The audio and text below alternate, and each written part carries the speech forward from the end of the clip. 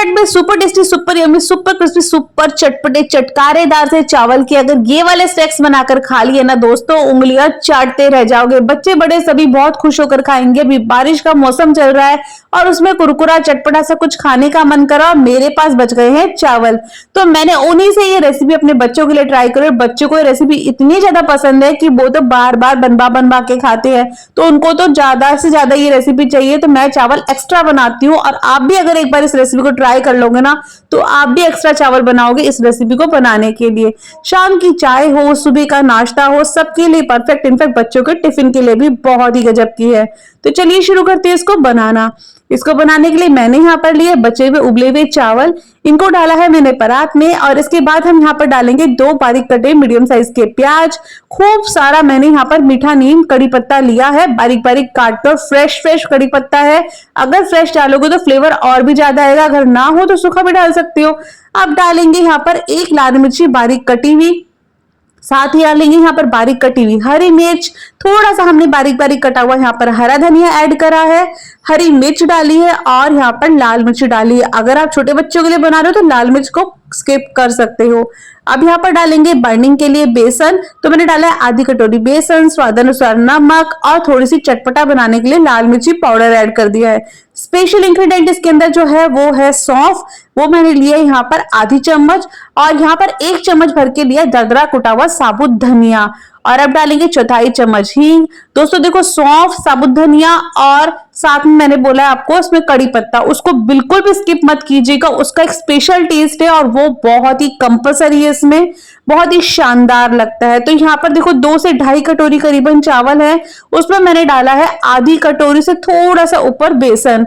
तो आप यहाँ पर बेसन की जगह ऑप्शन में गेहूं का आटा भी ले सकते हो, मैंने यहाँ पर बेसन लिया है। और अभी बेसन के पकोड़े, भजिया वगैरह सभी का खाने का मन करता है, तो मैंने यहाँ पे बेसन यूज करा। आप चाहो तो यहाँ पर अगर बेसन अवॉइड करना चाहते हो तो गेहूं का आटा भी ले सकते हो। अच्छे से मिक्स करेंगे, और मिक्स करके इसको इकट्ठा कर लेंगे, एक डो की फॉर्म में ले आएंगे।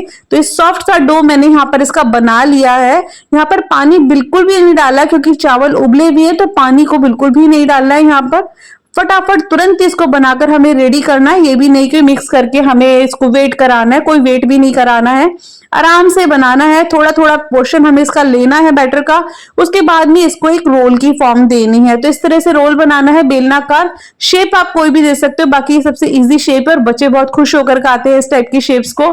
तो यहाँ पर देखिए मैंने इस तरह से बेलनाकार शेप में बहुत सारे रोल इस तरह से बनाकर रेडी कर ली हैं। आप इनको बहुत ही तरीके से बनाकर खा सकते हो, और ये इतने गजब के लगते हैं ना कि सच बता रही हूँ, बोलते बोलते मेरे तो मुंह में पानी आ जाता है। और मेरे घर में सभी के फेवरेट वाले हैं। अब यहाँ पर इसको बनाने के लिए मैंने कढ़ाई में तेल गरम कर लिया है। तेल बहुत ज्यादा हाई टेम्परेचर पे नहीं होना चाहिए, इतना होना चाहिए कि हल्की सी हाथ पे हीट फील हो रही हो, बस।